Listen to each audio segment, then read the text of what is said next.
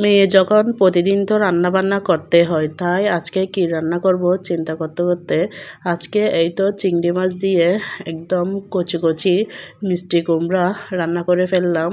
একটু মশলাটা কষিয়ে নিয়েছি, মাছের মধ্যে যা যা মশলা দিতে হয়, হলুদের গুঁড়া, ধনিয়া গুঁড়া, অবশ্যই টমেটোটা একটু বাড়িয়ে দিয়েছি, কারণ মাছের মধ্যে টমেটো হলে কিন্তু একটু ভালো লাগে খেতে। এই তো মোটামুটি একটু কষিয়ে নিচ্ছি। এই তো আমি একটু অসুস্থ, তাই আমার ভয়েসটা অন্যরকম হতে পারে, আসলে একটু জ্বর ঠান্ডা এর জন্য।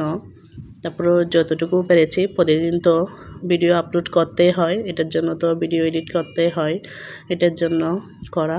আজকে অল্প কিছু আয়োজন আপনাদের জন্য শেয়ার করলাম। এই তো একটু বিচি দিয়ে দিলাম, লাল বিচি যেটা বলে, আমার কিন্তু আবার বিচি ছাড়া খেতে ভালো লাগে না।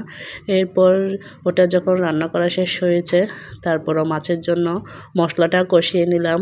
আমি সমুদ্রের একটা মাছ রান্না করতেছি, আসলে মাছের রিয়েল নামটা আমার জানা নেই। এই তো মশলাটা একটু কষিয়ে নিয়েছি, কালারটা দেখে বুঝতেছেন অনেকটা টেস্ট হবে। আমি কিন্তু অবশ্যই রান্নার মধ্যে রাঁধুনি মাছের মশলাটা ইউজ করি, অল্প পরিমাণে হলেও, এটা দিলে কিন্তু টেস্টটা দ্বিগুণ হয়। যেমন তেমনই আবার খেতেও একটু টেস্ট বেশি হয়, তরকারি কালারটা কিন্তু একদম লোভনীয় ভাব চলে আসে।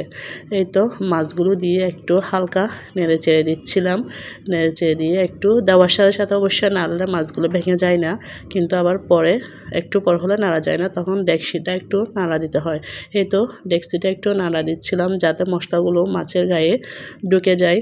এই তো এখন মোটামুটি যখন কষানো শেষ হয়েছে, তখন এর মধ্যে পরিমাণ মতো পানি দিয়েছি। আমার তো একটু ঝোল ঝোল করতে হয়, কারণ আমার বাসায় সবাই কিন্তু আবার ঝোল খেতে পছন্দ করে, এর জন্য এই তো বলক চলে এসেছে, সিদ্ধ হয়ে এসেছে, প্রায় আমার রান্না করা শেষ।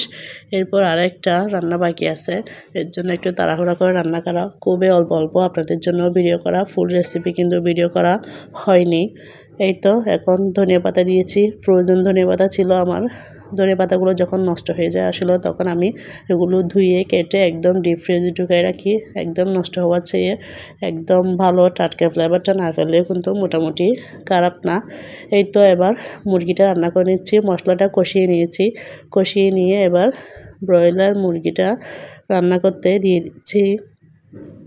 এই তো একটু মোটামুটি কষিয়ে নিচ্ছি, একদম আজকে একটু আঠালো আঠালো করে করে রান্না করব, বেশি ঝোল ঝাল দিব না, সবসময় কিন্তু আবার ঝোল দিয়ে খেতে ভালো লাগে না, এটার জন্য এই তো মুরগিটা একটু কষিয়ে নিচ্ছি। অবশ্যই অনেকে পছন্দ করে আলু আমিও পছন্দ করি, মাঝে মধ্যে একটু আলু অ্যাড করি, আবার মাঝে মাঝে অ্যাড করি না, কারণ সবসময় আবার খেতে ভালো লাগে না। এই তো একটু যখন কষানো হয়েছে, বলক চলে এসেছে, মোটামুটি সিদ্ধ হচ্ছে। একটু আমি চামড়া সহ রান্না করছি, কারণ চামড়া সহ রান্না করলে রান্নার স্বাদটা কিন্তু একটু বেশি ভালো লাগে। এই তো আমার মোটামুটি রান্না করা শেষ আজকে দুপুরের। সবাই কেমন হয়েছে অবশ্যই জানাবেন, ভালো থাকবেন সবাই, আল্লাহ হাফেজ।